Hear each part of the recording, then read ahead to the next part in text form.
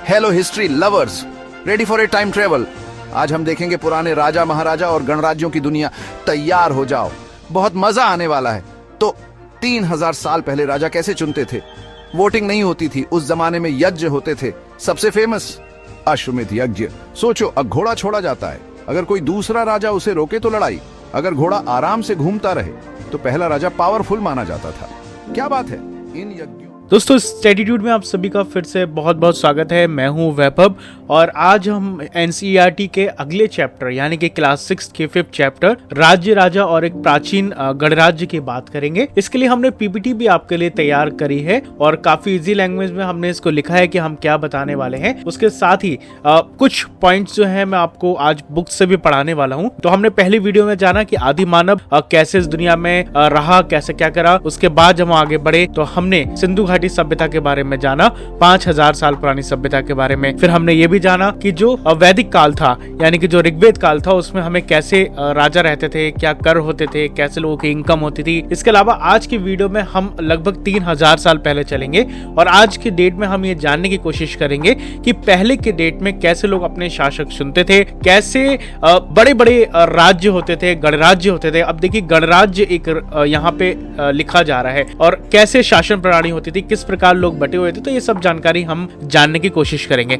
लेकिन उससे पहले हर बार की तरह मैं आपको एक एआई जनरेटेड वीडियो दिखाऊंगा जिसको देखकर आपको इस वीडियो को समझने में आसानी होगी। तो इस वीडियो को देखकर हम वापस लौटते हैं। अब बात करते हैं जनपदों की। ये वो इलाके थे जहां लोग रहते थे और जिन राजाओं ने बड़े यज्ञ किए थे वो उन झोपड़ियों में रहते थे, चावल और गेहूं उगाते थे और सुंदर पेंट वाले बर्तन इस्तेमाल करते थे। जनपद महाजनपद बन गए और बड़े और ताकतवर हो गए। इनकी राजधानियां किलेबंद थीं और सेनाओं को सिक्कों से तनख्वाह मिलती थी। राजा अब उपहारों पर निर्भर नहीं थे, वे किसानों, कारीगरों, चरवाहों और व्यापारियों से टैक्स लेते थे। मगध सबसे पावरफुल महाजनपद में गंगा और सोन जैसी नदियां आवाजाही और संसाधनों के लिए जरूरी थीं।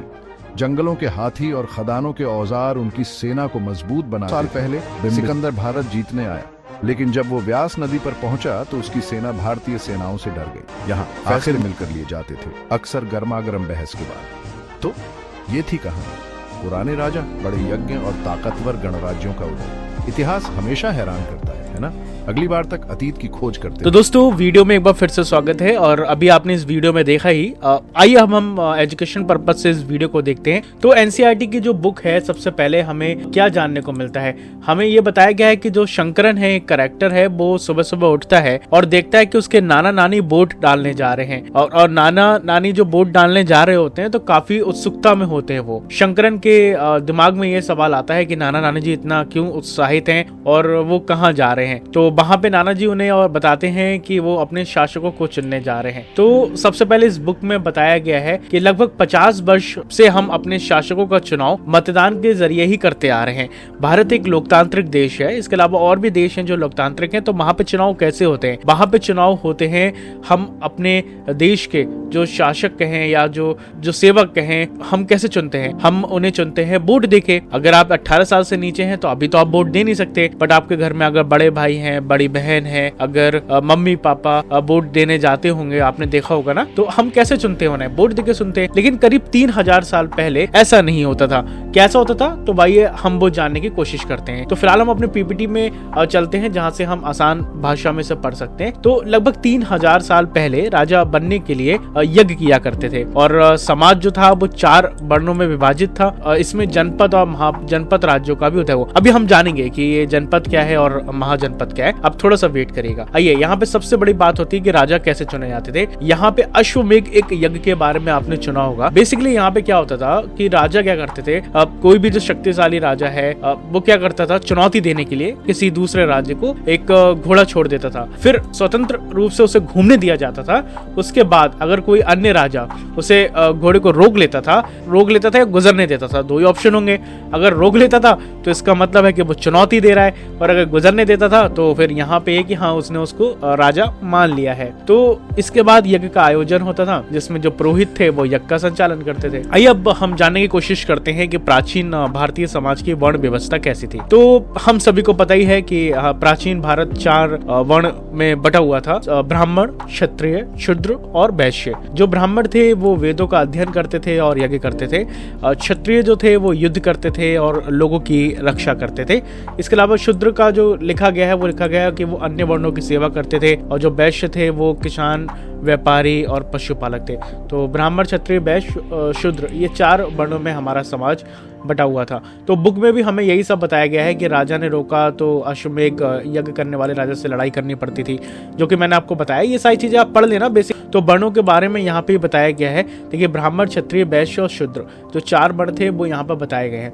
आइए अब यहाँ पर बात आती है जनपद की, है ना, जो हम जनपद और महाजनपद की बात कर रहे थे, वही हम अपने पीपीटी से जानने की कोशिश करते हैं। अगर मैं आसान भाषा में आपसे कहूँ तो जनपद और महाजनपद में इतना ही अंतर है जितना आपके एक शहर और बड़े शहर में। जो बड़े शहर होते थे यानी कि जो बड़े साम्राज्य होते थे उन्हें महाजनपद कहा जाता था, और जो होते तो डेवलप थे एक तरीके से उस समय के अनुसार, इतने बड़े नहीं होते थे तो उनको जनपद कहा जाता था। इसमें बताया गया है जैसे लोगों के रहने का क्षेत्र, खेती और घरेलू उद्योग प्रमुख थे जो जनपद में ज्यादा होते थे। और महाजनपद क्या होते थे, ये बहुत बड़े होते थे, बेसिकली राज्य आप समझ सकते हैं, और किलेबंदी और राजधानियां यहाँ पर होती थी। तो ऐसे समझ लीजिए एक कोई शहर है तो वो आप जनपद कह लीजिए, और अगर बहुत बड़ा है तो उसे राज्य कह लीजिए, ऐसा हम कह सकते हैं। जनपद का शाब्दिक अर्थ जन के बसने की जगह है, और इसमें इन्होंने बताने की कोशिश करी है। आइए अब आगे बढ़ते हैं। और महाजनपद के बारे में इन्होंने बताया करीब 2500 साल पहले कुछ जनपद अधिक महत्वपूर्ण हुए, इन्हें ही महाजनपद कहा गया। तो ये जो चित्र है आप एक बार देखिए। अच्छा, इन्होंने बताया कि एक जनपद की एक राजधानी होती थी, बिल्कुल ठीक है, और कई राजधानियों में किलेबंदी की होगी। तो यहाँ पे चित्र उन्होंने दिया है राज्य और राजा और एक प्राचीन गणराज्य इन्होंने दिया है। ये आप देख सकते हैं, कोसल है, हस्तिनापुर है, पांचाल है, और ये कुरु है, वैशाली है, मगध है। ये देख सकते हैं ना, बड़े बड़े जनपद है, महाजनपद हैं। तो इसी में ही उन्होंने बताया है। इसके अलावा यहाँ पे उन्होंने बताया है कौशाम्बी के किले की दीवार का एक चित्र दिया है, जिसमें जो कि बताया उत्तर प्रदेश के इलाहाबाद के पास है, जहाँ पे ईंट की दीवार और अवशेष मिले हैं, और ऐसा कहा जा रहा है कि लगभग 2500 साल पहले इनका निर्माण हुआ था। आइए अब हम जानते हैं यहाँ पे कर व्यवस्था क्या थी। तो यहाँ पे कृषि, कारीगर और पशुपालन और व्यापार पर कर लगाए जाते थे। क्यों लगाए जाते थे, अभी आपको पता होगा कि हमने जो ऋग्वेदिक काल के जो हमने राजा पढ़े थे उसमें क्या था। तो वहां पे क्या होता था ना, इतना ज्यादा उनको डेवलपमेंट की जरूरत थी नहीं, तो वहां पे राजा को कोई किसी ने गिफ्ट दे दिया या फिर खुद के पहले से ही पड़ी हुई है इनकम, तो वो उसी को ही संचालन करते थे। बट यहाँ पे आप देख रहे हो एक चीज, यहाँ पे जो राजा है ना वो अपने क्षेत्र का विस्तार बहुत तेजी से कर रहे हैं, पहली बात। और जब क्षेत्रों का विकास करेंगे तो अपने आप को प्रोटेक्ट भी करेंगे, डिफेंस भी करेंगे। अगर आप किसी पे अटैक करोगे तो अपना डिफेंस का इंतजाम भी तो करोगे ही ना, तो ऐसा ही है। तो अभी क्या है ना कि राजा जो थे अब सिर्फ क्षेत्र का विकास नहीं कर रहे थे, बल्कि अपने लिए बड़ी सेना रखने लगे थे। वही इसमें कर के बारे में बताया गया है ना। और बड़ी सेना रखने के लिए बहुत ज़्यादा पैसा भी चाहिए, कर्मचारियों की आवश्यकता है। इसके अलावा क्या होता था कि बड़े बड़े महल बना रहे हैं अपने लिए या फिर किलेबंदी कर रहे हैं, तो इसमें भी सामान लगेगा, पैसा तो लगेगा ही ना। तो अब जो राजा थे इस समय इन्होंने बहुत ज़्यादा कर लगाना शुरू कर दिया। किस किस पे कर लगाते थे, ये फसलों पे कर लगाते थे, कारीगरों के ऊपर कर लगाते थे, पशुपालकों और जानवरों और उनके उत्पादों पर भी कर लगाते थे। ये व्यापारियों को सामान पर कर देना पड़ता था। इसके अलावा संग्राहकों को जंगल से प्राप्त वस्तुएं भी देनी होती थी। तो अभी जो राजा थे यहाँ पे अच्छा खासा लोगों से कर वसूलने लगे थे, जो कि हमने देखा पहले ऐसा नहीं हो रहा था। इसके अलावा कृषि में भी परिवर्तन हुआ यहाँ से, क्योंकि इस युग में जो क्या था वो कृषि के 2 बड़े परिवर्तन हुए। पहला क्या था, हल्के फाल अब लोहे के बनने लगे। जो हल थे वो पहले फाल थे, वो लोहे के नहीं होते थे, जो कि बनने लगे। और अब कठोर जमीन को लकड़ी के फाल की तुलना में लोहे के फाल से आसानी से जोता जा सकता था। तो कर तो बढ़ा, उसके साथ थोड़ी सी उपज भी बढ़नी शुरू हुई और दूसरे लोगों ने धान के पौधों का रोपण भी शुरू कर दिया। तो कृषि में जो परिवर्तन थे वो हम इसमें देख सकते हैं। आइए हम अपने पीपीटी में एक बार चलते हैं और वही बताया गया है। देखिए लोहे के हल जो थे उनसे जो जमीन था उसको जोतना आसान हो गया, उपज बढ़ी, ठीक है, और सैनिकों के वेतन देने के लिए उपयोग किए जाने वाले सिक्के भी हुए। अब यहाँ पर एक साम्राज्य है उसके बारे में बताया गया है, मगध के बारे में। तो यहाँ पे एक शक्तिशाली साम्राज्य था मगध, आप सभी को पता ही है। आइए देखते हैं पहले ये किताब क्या कहती है। पहली बात तो इन्होंने एक टास्क दिया है कि इस चित्र में जाके मगध ढूंढो, तो अभी हम लोग ढूंढ के आए थे, एक बार चल लेते हैं। एक में रुकेगा, ये है मगध, यहाँ उसमें से छुप गया है, तो ये मगध है यहाँ पे, ठीक है। तो ये आप ढूंढ लीजिएगा, ये करा करिए, क्योंकि इससे ना आपको एक्साइटमेंट बनेगी बुक को पढ़ने में। तो बुक में क्या कह रहे हैं ये, गंगा और सोन जैसी नदियाँ मगध से होकर बहती थीं, ठीक है, और जो इस क्षेत्र को उपजाऊ बनाती थी, बहुत ठीक है।